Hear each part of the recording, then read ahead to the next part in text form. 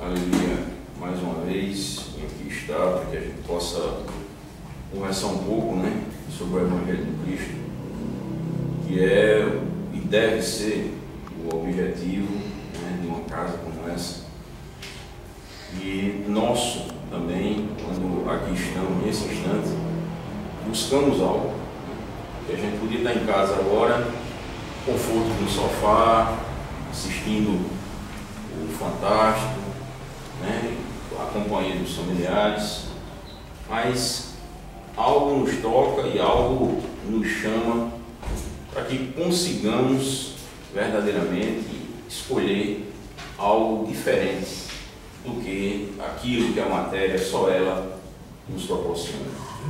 E esse é o grande objetivo de encontros como este. Maior alegria ainda em estar aqui, no início desse mês, um mês que para todos os cristãos tem um significado diferente, apesar de que datas, elas não, na verdade, não era para nos dizer muita coisa, e sim os sentimentos, as lembranças e as intenções íntimas nossas. Mas como há uma estrutura toda preparada para esse mês de dezembro, em torno do nosso Senhor Jesus Cristo, a cadeia que se faz, que a percepção energética que nós podemos ter dentro desse mês, ela propicia uma forma muito benéfica para que nós possamos identificar o bem de uma forma mais generalizada. Então é com grande alegria que no primeiro domingo do mês nós estamos aqui para conversar sobre esse homem que aqui esteve, que tanto nos deixou, que simplesmente dentro de sua fala, dentro do que ele representou e representa até hoje, ele conseguiu dividir a humanidade. Porque é assim que nos livros, até nos livros de história, lá na sala de aula, quando nós dávamos os primeiros passos na nossa educação escolar, os professores já nos passavam essa divisão, do chamado AC e DC. Porque o mundo verdadeiramente se dividiu depois da passagem dele, em antes do Cristo e depois do Cristo. Essa significação tem uma conotação muito forte, e que a gente precisa ir buscar verdadeiramente o que é que retrata isso, o que é que fez verdadeiramente até o calendário mudar, porque a partir dele houve essa mudança. A partir dele a cronologia começou do zero novamente. Então é algo diferente, é algo que vem nos mostrar uma estrutura da essência divina que desceu dos céus e aqui veio edificar a boa nova. Esse é o nosso Senhor Jesus Cristo. É um ser diferente, e sempre será diferente. Não é à toa que os espíritos amigos, aqueles que foram responsáveis pela codificação, aqueles que nos deixaram essa doutrina maravilhosa, porque a doutrina não é de Kardec, como muitos pensam. A doutrina não é de Kardec, a doutrina não é kardecista.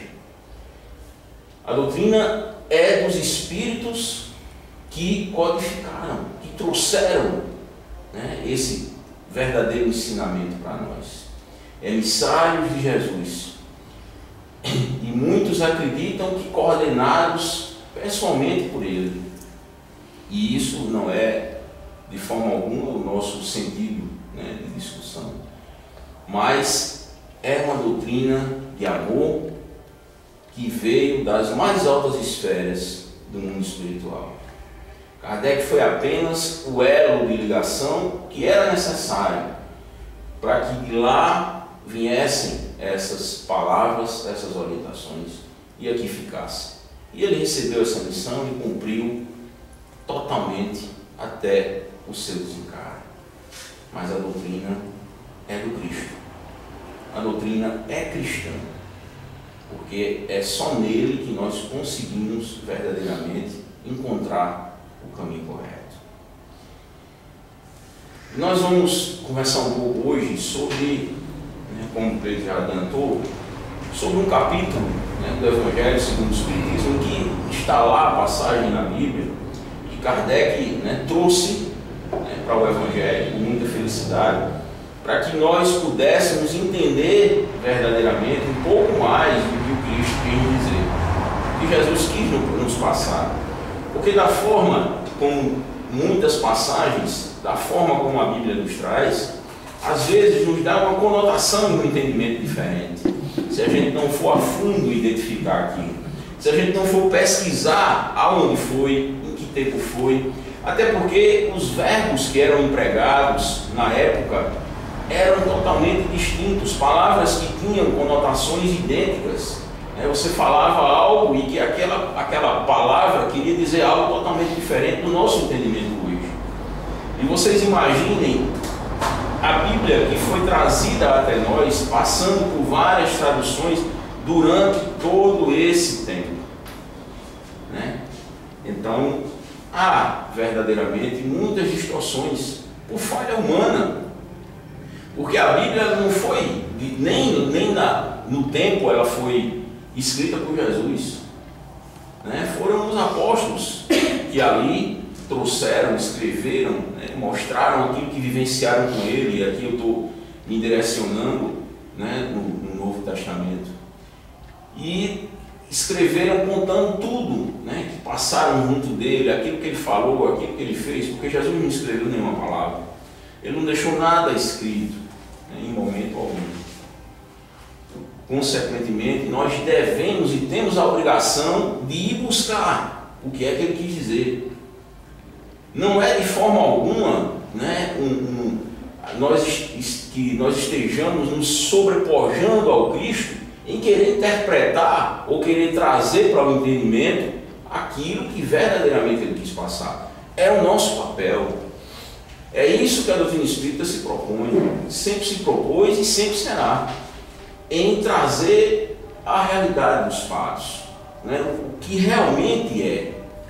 E esse capítulo que Kardec intitulou de Moral Estranha, na realidade um item, que Kardec intitulou de Moral Estranha, em que ele está dentro de um processo muito em cima disso que eu acabei de relatar para vocês. É o capítulo 23 do Evangelho segundo o Espiritismo. E para a gente iniciar, eu vou pedir permissão a vocês de ler apenas 3 parágrafos pequenos, apenas a passagem bíblica. Que Kardec foi lá na Bíblia e escreveu aqui exatamente como está lá, com ponto, vírgula, exclamação, interrogação e tudo mais. Então, ele diz que é o item não vim trazer a paz, mas a divisão, no capítulo 23, Moral Estranha. Não penseis que eu vim trazer a paz sobre a terra. Eu não vim trazer a paz, mas a espada. Porque eu vim separar o homem de seu pai, a filha de sua mãe e a nora de sua sogra. E o homem terá por inimigos os de sua casa. Isso está lá em São Mateus, capítulo 10, versículos 34, 35 e 36. Vamos encontrar dessa mesma forma, sem mudar nada. Eu vim lançar o fogo sobre a terra, e que desejo senão que ele se acenda? Eu devo ser batizado com um batismo, e quando me sinto apressado, que se cumpra. Credes que eu vim trazer a paz sobre a terra? Não. Eu vos asseguro, mais o contrário, a divisão. Porque de hoje em diante, se encontram 5 pessoas numa casa, elas estarão divididas umas contra as outras, 3 contra 2 e 2 contra 3. O pai estará em divisão com seu filho e o filho com seu pai, a mãe com a filha e a filha com a mãe, a sogra com a nora e a nora com a sogra. Esse outro item está em São Lucas, capítulo 12, versículo de 49 a 53. É estranho, não é estranho? Né? Não é à toa que o capítulo chama-se Moral Estranha. Porque isso, sendo dito e trazido expressamente por nós, né, já soa, né, muito forte, muito diferente. Imagine saindo da boca de Jesus. Imagine o mestre chegando e dizendo isso, que veio trazer a espada para a terra, né, que veio trazer e fazer divisões acontecerem. Ele não veio unir, ele veio desunir. É isso que ele está dizendo. Essas são as palavras. E aí, quando nós, né, temos aquela mania, né, que algumas pessoas defendem isso, da gente ir na Bíblia e não mudar nada, da gente ir na Bíblia e pegar as palavras e as frases como elas estão e empregá-las na vida como elas são. Então aí a gente começa a pensar, como é que eu posso entender Jesus Cristo com expressões dessas, se eu não for entender e buscar o que ele quis me dizer, o que ele quis trazer para nós. E o mestre dizia que não seria nada fácil, né, a implantação daquilo que ele iria trazer. Que muitos processos difíceis e complicados, que guerras se formariam, né, que tudo iria ser muito difícil, porque toda e qualquer ideia, e aí vocês podem tomar isso como base até do dia a dia de vocês, toda e qualquer ideia nova trazida por alguém, mas que essa ideia vai mexer em uma estrutura que está, né, já formada, já sólida, ela vai encontrar oposição. Não tem como, mesmo que seja algo visivelmente que vai melhorar o que quer que seja, mas vai encontrar dificuldades, vai encontrar barreiras, obstáculos para ser implantada, pelo medo do novo e pelo medo de mexer naquilo que já está acomodado. É justamente por isso que nós não conseguimos avançar mais rapidamente na evolução. Nós não conseguimos galgar, né, degraus mais rápido, né, por esse nosso acolhimento do medo do novo, do medo de avançar, do medo de encontrar dificuldades naquilo que está para ser iniciado. E Jesus veio nos mostrando totalmente ao contrário disso, porque aquilo que ele trouxe era algo que até então não tinha sido ouvido. O que é que o povo estava acostumado? Se a gente tirar os 10 mandamentos da lei que Moisés foi o encarregado de trazer, até o Cristo, qual foi, né, o algo novo, além da grande materialidade que então se vivia? Sem entender, sem ter verdadeiramente, né, o processo divino como algo concreto e vivido. Se tinha os 10 mandamentos, mas era como algo que fosse para ser lido, observado, mas só, porque a lei mosaica, que era a lei civil, que ainda era algo que se sobrepojava até os 10 mandamentos. Porque quando você respeita a lei de dentro por dentro e olho por olho, então você está tirando a lei de amor. você diz que a mulher tem que levar uma pisa todos os dias, você está se sobrepujando a lei de amor. Quando você diz, né, que o homem é superior em tudo à mulher, você está sobrepujando a lei de amor. E era isso que a sociedade até Jesus tinha como estrutura. Vieram, né, alguns a anunciar a chegada do Messias. E o povo esperava, e o povo ficava atento, na expectativa. Só que a esperança que o povo tinha desse Messias que estava para vir, né, como Elias, Jeremias vieram anunciar e outros profetas, era um Messias sanguinolento, aquele que iria sobre a força imposta dominar e vencer o império, que iria montar uma estrutura em cima da força. E chega Jesus, nascendo numa manjedoura do lado dos animais. E chega Jesus e começa a crescer e começa a se identificar com todos, indistintamente, dos que não têm a sabedoria aos sábios do tempo. Aos 12 anos de idade, discutindo, pregando e rebatendo os doutores da lei. E chega Jesus de uma mansuetude diferente de tudo que era esperado. Como é que esse ser iria ser recebido como Messias à época? Não ia. Não ia. Mas a espiritualidade superior já tinha em si, né, tudo que estava programado.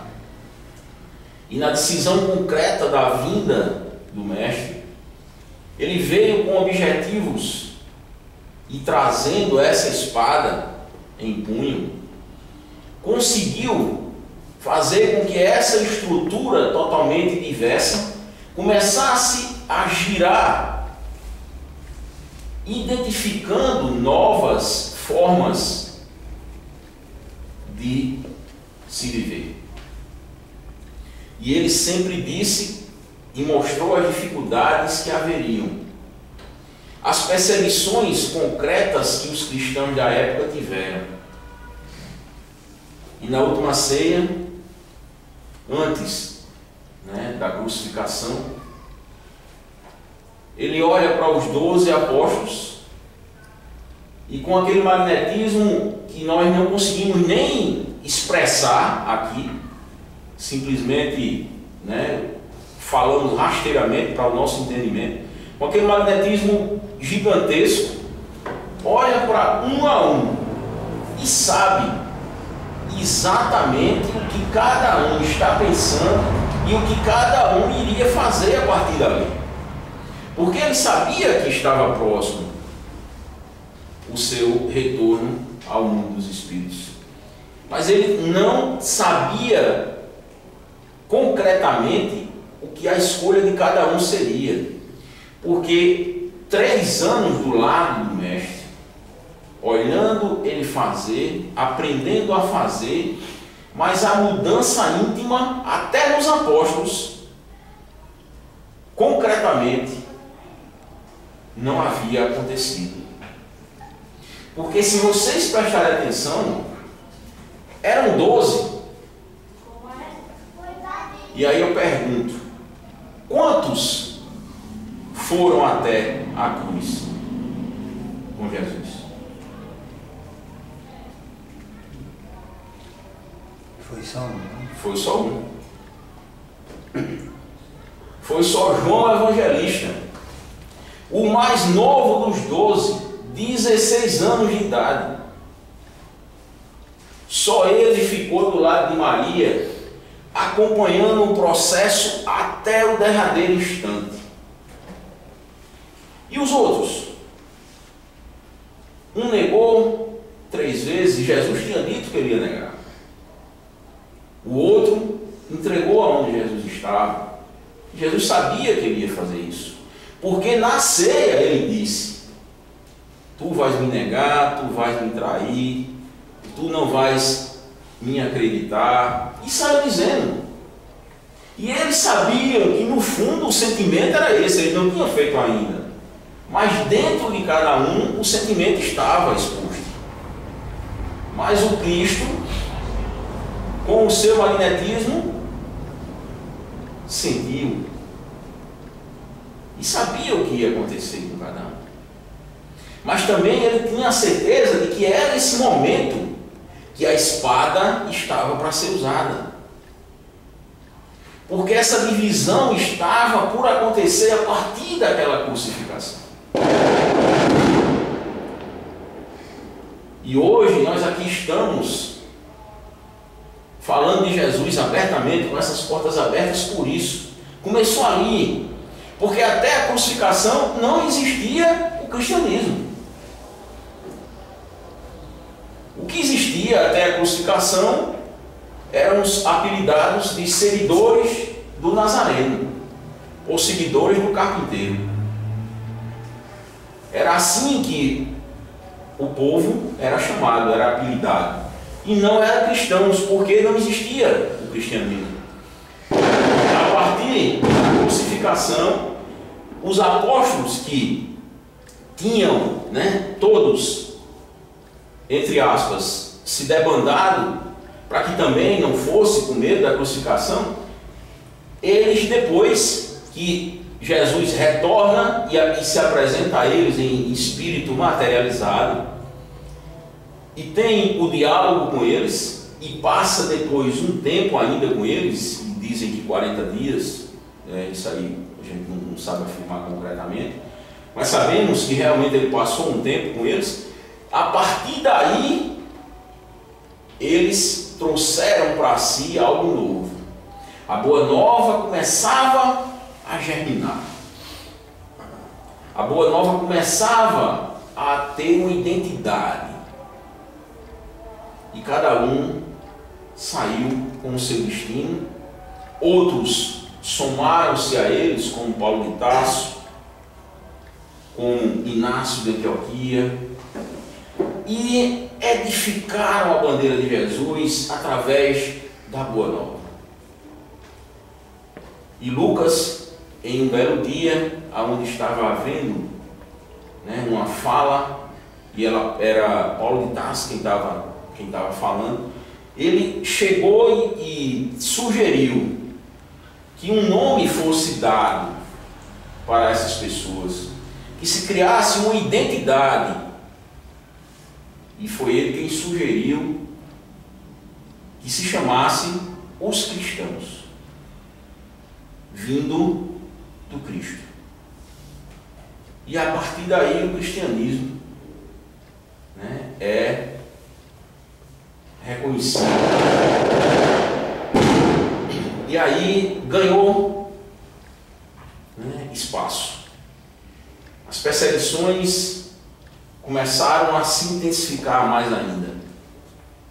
E vem nos narrar Emmanuel, na obra Paulo Estevão. Quem não leu está perdendo uma oportunidade grandiosa na existência. Para mim, particularmente, a obra, o livro mais completo que eu tive a oportunidade de ler até hoje, sem diminuir nenhum outro, mas sim somar esse. Emmanuel vem nos narrar, vem nos mostrar o grande sacrifício daqueles que se encontravam nas catatumbas, que se encontravam em lugares escondidos, para poderem falar de Jesus, para poderem gostar cada vez mais desse ser. E vem retratar a obra 2000 anos também, o verdadeiro martírio daqueles que eram levados às garras das feras nas arenas romanas. Mas nenhum cristão abjurava a Jesus. Porque se eles dissessem que não acreditavam, que aquilo não passava apenas de algum engano, de lei de engano, eles eram libertados. Mas todos preferiam a morte.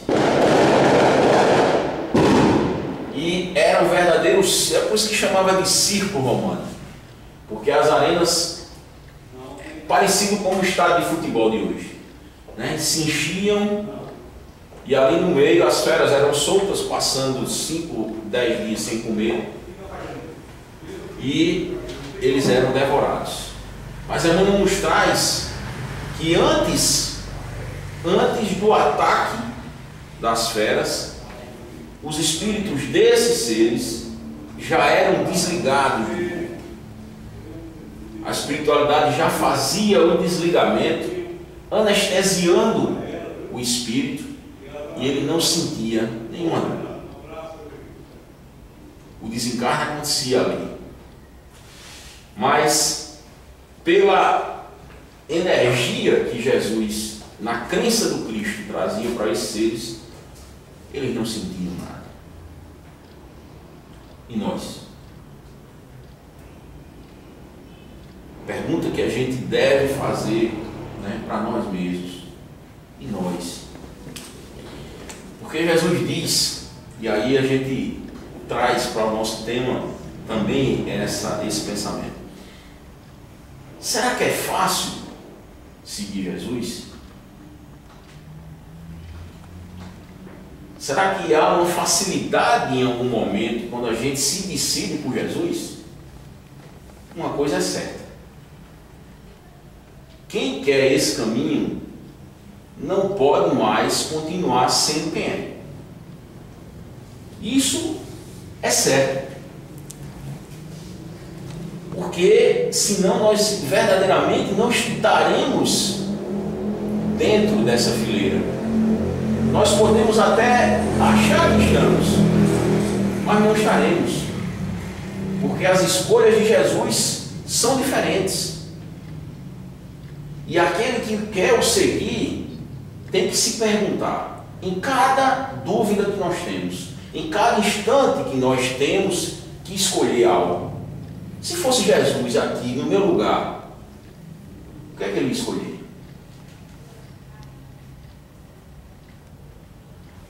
Essa é a pergunta. Porque se eu me pergunto e eu sei que Jesus ia escolher um caminho que eu não vou escolher, o que eu estou querendo é o outro, está errado. Está errado. Mas nós, na nossa pequenez, na nossa materialização ainda muito forte, a gente abafa isso. Raul Teixeira, ele usa um termo bem interessante. Ele diz que nós temos a mania de andar com travesseiros, né, psicológicos. Quando nós nos conflitamos com algo desse tipo, a gente pega esse travesseiro e abafa a consciência. A gente deixa abafadinha e faz de conta que nada está acontecendo e vai para outra coisa. Aquilo passou já, abafou, ficou ali. E aí a gente muda o pensamento e começa já a agir de uma outra maneira, de uma outra coisa.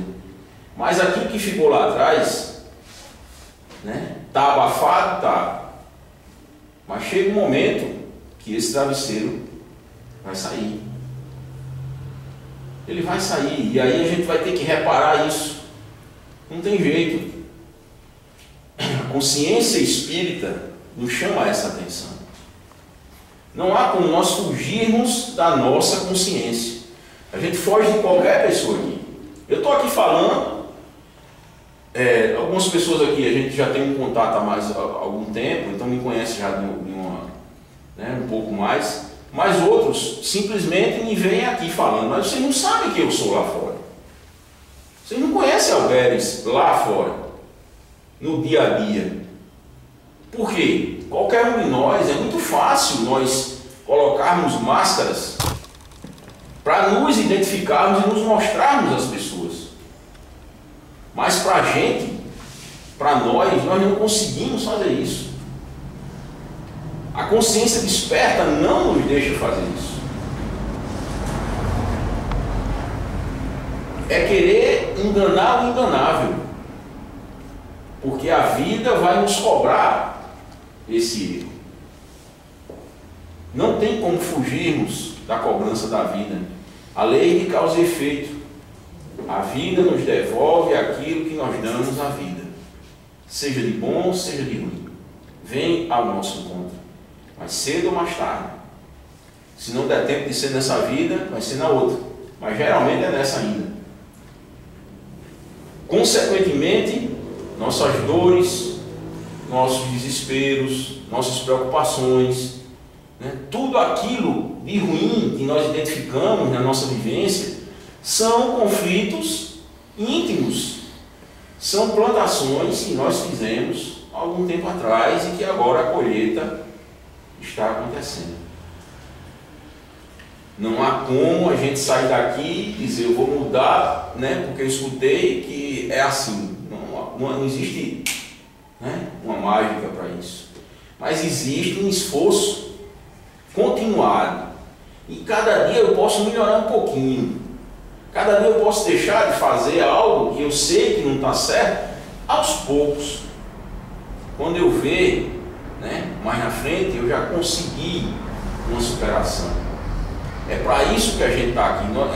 A existência, ela é para passo a passo a gente ir identificando e crescendo. E quando o Cristo nos fala que veio trazer a espada, é essa espada. A espada que incomoda quando a consciência chega. A espada que nos chama a atenção quando nós estamos na nossa casa e alguém nosso, quem quer que seja da família, não abriu ainda a consciência para as questões espirituais e começa a se conflitar conosco pelas escolhas que nós estamos fazendo, pela mudança que eu estou lutando em realmente alcançar, por algo que eu fazia e que deixei de fazer, os amigos que me cobram, rapaz, e a cervejinha, e a farra, como é que vai ser, e que eu digo que eu não vou mais, que não faz parte mais de mim. A espada está agindo, porque ela corta, ela veio para essa divisão. O Evangelho do Cristo veio semear, plantar e colher verdadeiramente o amor divino. E não há como não ter divisão. Quando nós optamos por Jesus, iniciamos a divisão.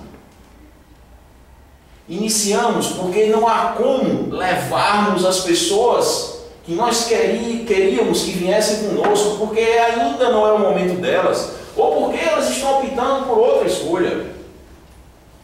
A divisão acontece. Os conflitos acontecem. Eu não sei aqui na casa, mas lá no Chico Xavier, que é a minha casa espírita, a gente tem uma identificação muito forte com isso, nas mulheres principalmente.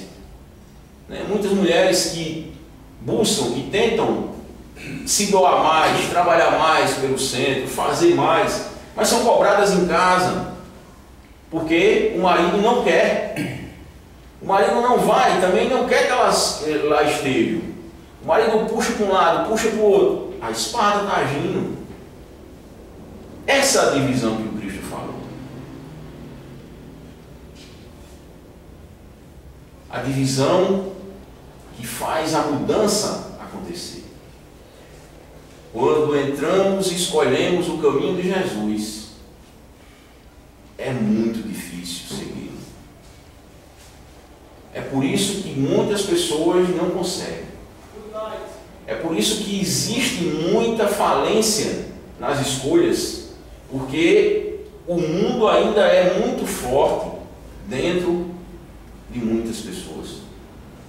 E essa convivência se torna um pouco mais difícil, né? Porque você imagina, as mulheres que aqui estão, né, sabem o que eu estou falando.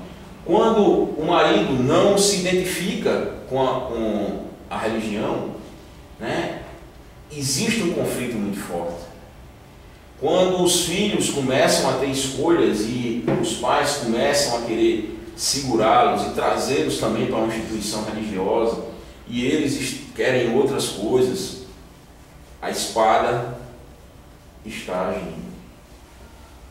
A espada que corta e que quer quebrar o orgulho, que quer quebrar, né, a vaidade, o egoísmo, todas essas chagas que estão dentro de nós.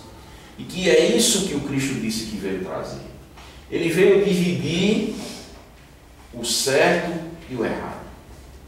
Ele veio buscar em cada um de nós aquilo que nós temos dentro de nós e que não conseguimos botar para fora. Por N situações, e aqui com cada um é diferente, não é igual, mas que está lá dentro, latente. Basta apenas uma eclosão, um momento X para iniciar o processo. E Jesus veio nos dizer que nós temos essa condição de fazer. Vocês imaginem, né? Na época, Jesus entrou em conflito, né, com os fariseus, com os saduceus, os sacerdotes da época, porque tudo que Jesus disse e veio trazer ia de encontro ao que eles pregavam. Era tudo diferente. Não havia como não ter esse conflito. Não havia como não ter essa revolta que aconteceu, da forma que se deu. E qual foi a opção? A opção foi matar, né, o homem, pretendendo matar a ideia. Mas a ideia não morreu. A ideia se solidificou. A ideia criou bases sólidas. E hoje nos proporciona essa conversa, esse diálogo, essa expressão, né, que nos faz tão bem, que nos enche, né, diferente de muitas outras coisas. Quando no início comecei a falar da opção que nós temos de aqui estar, é justamente isso. Quando nós participamos, né, pelo menos comigo acontece isso, não sei se com vocês, quando nós participamos de um encontro como esse, no domingo à noite, amanhã, quando a gente acordar para começar a semana, né, a semana de trabalho, de estudo, a gente amanhece diferente. A gente amanhece renovado, a gente, né, levanta, né, com outra disposição, com outra forma de ver as coisas, né? Antes, eu confesso a vocês, né, alguns anos atrás, eu tinha a segunda-feira como uma inimiga minha. Eu não podia ouvir a música do Fantástico, e eu lembrar que já vinha a segunda-feira chegando. Era um trauma, né? Mas a gente, né, começa a identificar e ver as coisas de uma outra maneira e buscar, né, participar de lugares e momentos como esse, que nos fortalece, que a gente precisa, né? A confusão do dia a dia, tudo que a gente passa e temos que passar, precisamos de um abastecimento, precisamos de uma recarga, né, de uma bateria ligada de alguma maneira, para que a gente consiga avançar, para que a gente consiga ir em frente. E uma casa como essa é um desses lugares. Então, meus irmãos, a gente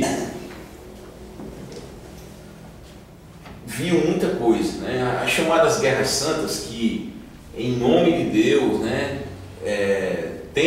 tentaram, né, introduzir pela força, né, defesas e querendo que fossem seguidas a qualquer forma. Até hoje, a gente tem países aí que vivem em conflitos, né, religiosos, né? A Irlanda é uma delas, e tem outros, né, que vivem nesse conflito, achando e buscando a Deus nessa expressão. O Espiritismo vem nos mostrar algo diferente, vem nos convidar para algo diferente, porque tudo aquilo que Jesus disse, tudo aquilo que Jesus prometeu, o Espiritismo vem nos ofertar, nos convidando a todos nós, indistintamente, a tentar, né, buscar em cada um aonde estão os mais grosseiros erros nossos ainda, aonde estão as maiores dificuldades nossas ainda, e não termos vergonha de fazer com que a espada comece a cortar. Se há necessidade de ser exposto, né, em outras pessoas, que façamos. Vergonha é estarmos com esses pontos obscuros dentro de nós, sem querermos trabalhar com eles. Só iremos vencer, só iremos conseguir lutar contra cada um deles quando criarmos coragem de colocá-los para fora e dizer: eu posso e eu vou conseguir passar. Essa, né, é a espada que o Cristo veio trazer. Particularmente, né, eu quero essa espada em mim. E eu acho que para todos nós é uma lição muito forte, muito esclarecedora e que nos chama muita atenção. Eu vou encerrar com uma frase de Kardec, que está, né, no capítulo que eu citei para vocês do Evangelho, A Moral Estranha. Ele encerra dizendo: era como um médico que veio curar, mas cujos remédios provocam uma crise salutar, movimentando os humores perigosos do doente.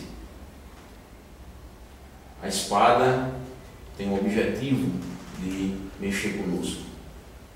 Que deixemos que ela mexa, que deixemos que ela possa nos provocar, porque mesmo que doa, essa dor passa, e depois que ela passa, o amanhã é totalmente novo. Que Deus nos abençoe.